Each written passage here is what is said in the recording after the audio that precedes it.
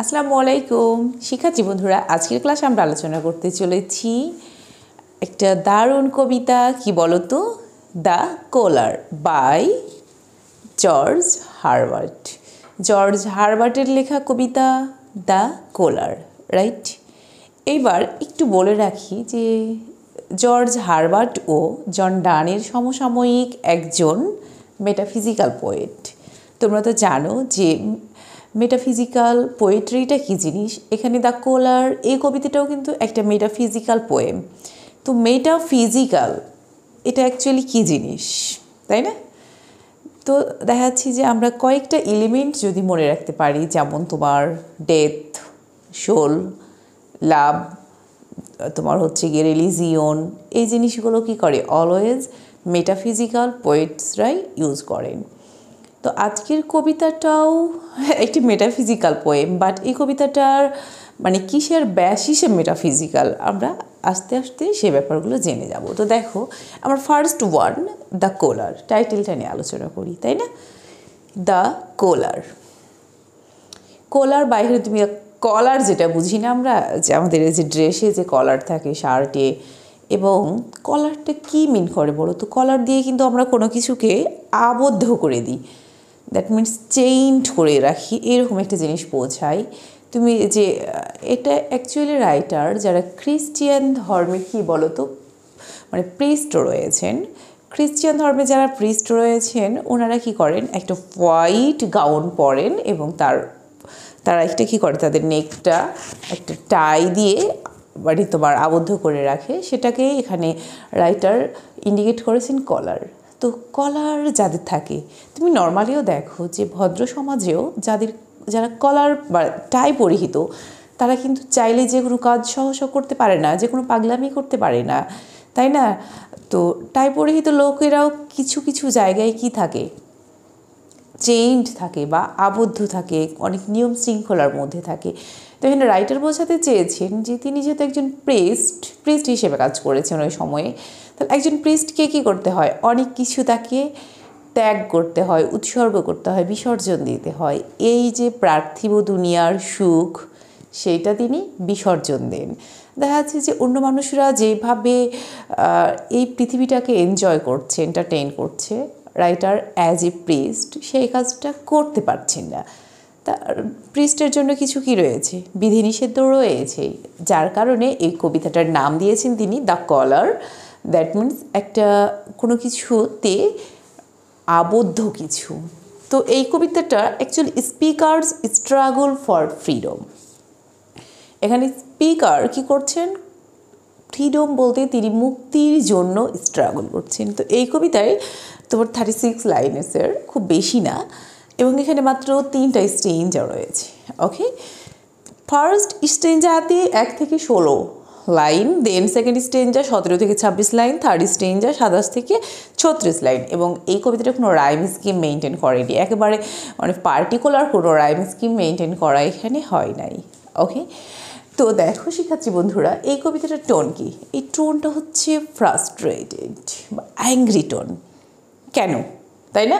এবং প্লেস সেটিংটা তোমাদের জানিয়ে রাখি, প্লেস সেটিং হচ্ছে কি চার্চ অফ ইংল্যান্ড, ইংল্যান্ডের যে চার্চটা রয়েছে সেইখানে। তো দেখো এখানে রাইটার ফার্স্ট যে স্টেঞ্জা 1 থেকে 16 লাইন, রাইটার এভাবে শুরু করছেন যে উনি একটা ডেস্ক বা একটা টেবিলে খুব জোরে একটা মানে এভাবে টাচ করে খুব জোরে আঘাত করে বলছেন যে না, আমার আর ভালো লাগছে না, এই যে এইরকম তোমার আবদ্ধ জীবন, এত নিয়ম শৃঙ্খলা মেনে চলা যে জীবন, সেইটা কি আমার আর ভালো লাগছে না। আমি এখন কি চাই, আমি মুক্তি চাই, আমি এসব কিছু, আমি পার্থিব জীবনে কোনো এন্টারটেইন করতে পারছি না, আমার ভালো লাগছে না। আমি কি হতে চাই, আমি যে রোডের মতো ফ্রি হতে চাই, ফ্রি লাইক রোড যেমন বিশাল উন্মুক্ত ওপেন হয়ে থাকে, আমি ওরকম ফ্রি হয়ে থাকতে চাই। আমি বাতাসের মতো মুক্ত থাকতে চাই, আমি অলওয়েজ বহমান থাকবো, আমার যা মন চাইবে আমি সেটাই করব। আবার উনি বলছেন যে আমি স্যান্ড, বালি, এখানে বালির সাথে তিনি তুলনা করছেন যে আমি বালির মতোই কোমল বা নরম থাকতে চাই। আবার বলছেন যে আমার লাইফটাকে আমি কি স্যান্ডের যে দড়ি সেটা দিয়ে বেঁধে রাখবো, বালির দড়ি কি বলো তো, এটা একেবারে ভঙ্গুর না, মানে সিম্পল, এর কোনো কি নাই, ভিত্তিই নাই, আমার দড়ি দিয়ে বেঁধে রাখা। তাহলে বালির দড়ি দিয়ে তুমি যদি তোমাকে বেঁধে রাখো, তাহলে এটার কি থাকছে না, কোনো মানে স্ট্রেংথ থাকছে না, তুমি এটা দিয়ে বাঁধনটা ছেড়ে যে কোনো মুহূর্তে যা খুশি তাই করতে পারো। তো রাইটার সেটাই বলছেন যে আমি এত হচ্ছে যে সেইন্ট হতেই যে প্রিস্ট হতে যে কি হচ্ছি না, আমি অনেক কিছু থেকে বঞ্চিত হচ্ছি, আমার এই লাইফটা আর ভালো লাগছে না।